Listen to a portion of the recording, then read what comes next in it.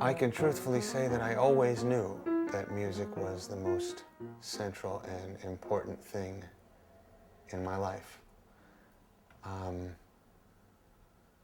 don't remember a time when it wasn't, and I guess I'm fortunate that I never thought, am I going to be a doctor or a lawyer or a fireman or a short order cook?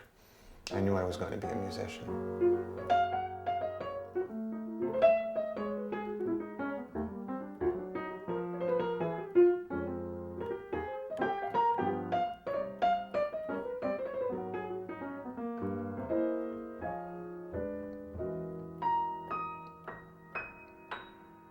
My first memory of playing the piano is imitating my father playing the piano. He was a composer, and he would sit at home and compose, sit at the piano, write original melodies, original songs, and he would play in a very spirited and sort of vigorous way. He wasn't a pianist per se, but the energy of the music that was coming through him was very powerful. We had a little piano, a Baldwin Acrosonic, which was not by any means a great instrument.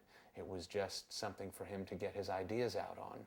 So I first remember, or at least my earliest memories of playing are those of trying to imitate the sounds I heard my father doing at the piano.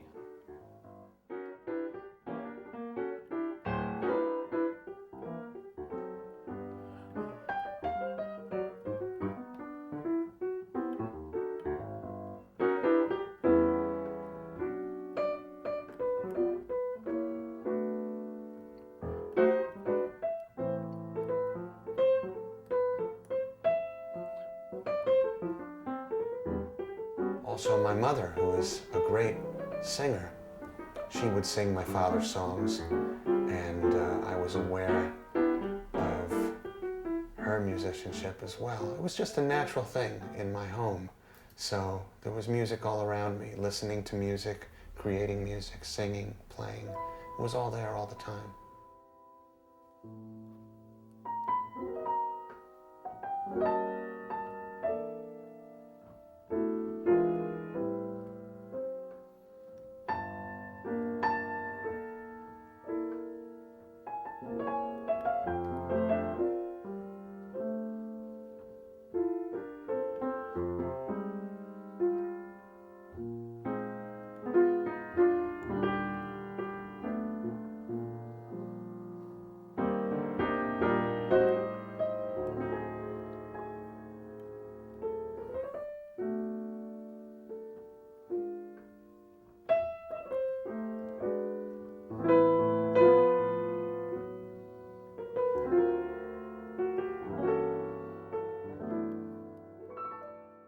The first time I ever heard great live jazz was in grade school, when I was fortunate enough to go to a school where the headmaster of that school was friends with the drummer Eddie Locke, who came and played with Roland Hanna and Major Holly. And I heard those magnificent musicians play live. And I was astounded by the beauty of that music. I didn't know what I was hearing, I just knew how beautiful it was. And I went home to my mother, I said, I just heard a song, it's called On Green Dolphin Street. Did you ever hear of On Green Dolphin Street? She said that she had.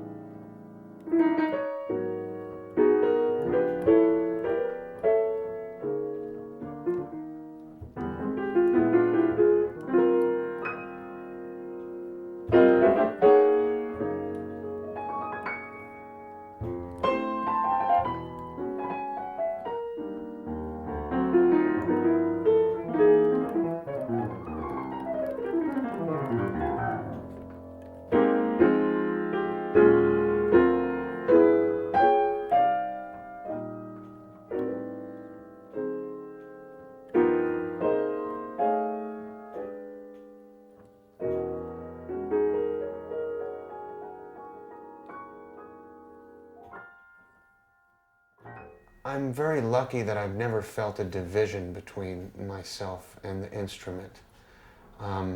It feels like it feels connected. It's not.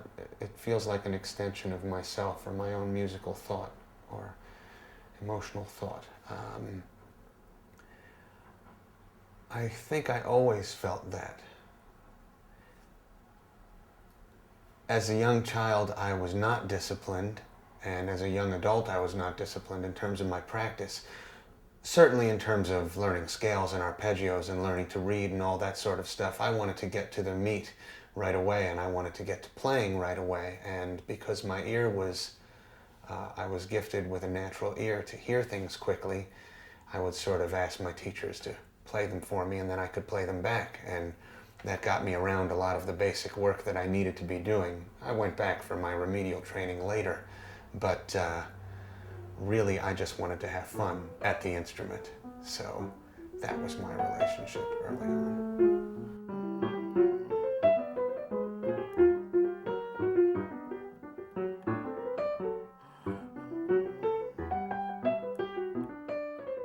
There's no such thing as outsider music, you know, like you might have an outsider art, which is not related to the currents that developed through the years in the different periods of great art. You can't really have that in music because you are always part of a continuum if you are contributing something that is worthwhile and has dimension to it. So the way that I feel about it is like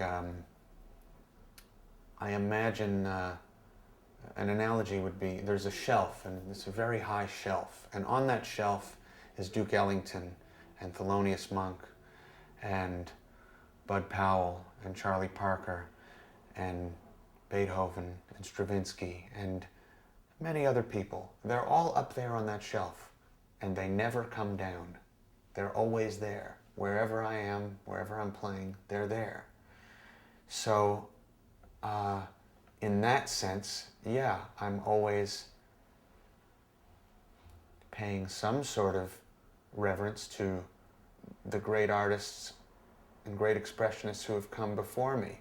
But it's not about being an antiquarian, and it's not about being